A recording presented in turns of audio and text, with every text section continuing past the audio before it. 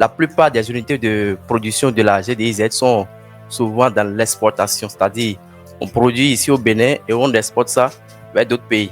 Quel est le taux réservé à la consommation interne?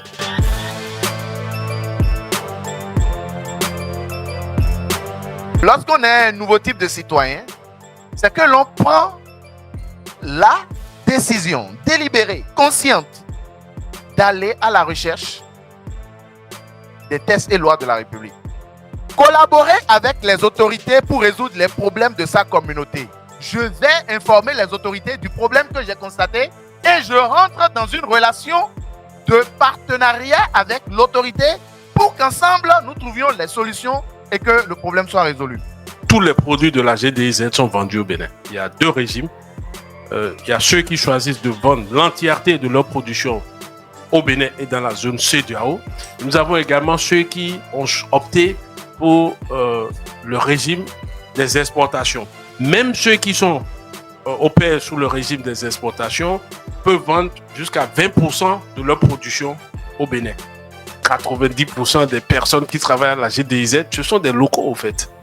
Ouais, moi, la plupart de mes collaborateurs sont des jeunes comme vous. Est-ce que l'avènement des nouvelles technologies, notamment l'IA, va menacer plus d'emplois à la GDIZ plutôt que d'en créer? Merci.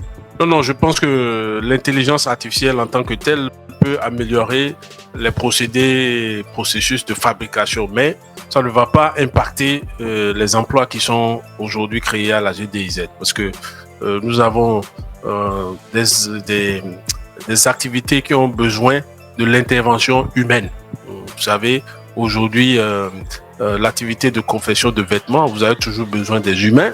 Les tenues militaires qui sont aujourd'hui portées par nos forces de défense et de sécurité, la police républicaine, ces tenues sont toutes fabriquées dans cette zone depuis au moins 2 ans.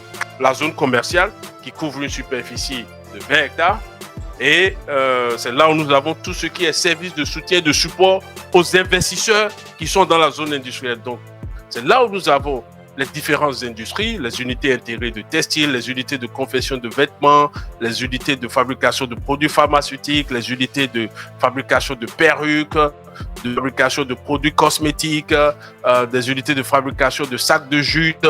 Nous avons également la zone résidentielle qui couvre une superficie de 50 hectares. Nous avons le terminal à camions, il y a une caserne des pompiers, nous avons plusieurs cliniques à l'intérieur de la zone. Et nous avons en projet la construction d'hôtels et d'un certain nombre de centres de formation professionnels axés sur les métiers industriels. La plupart des matières premières aujourd'hui que nous transformons dans la zone proviennent de nos champs agricoles et de nos mines.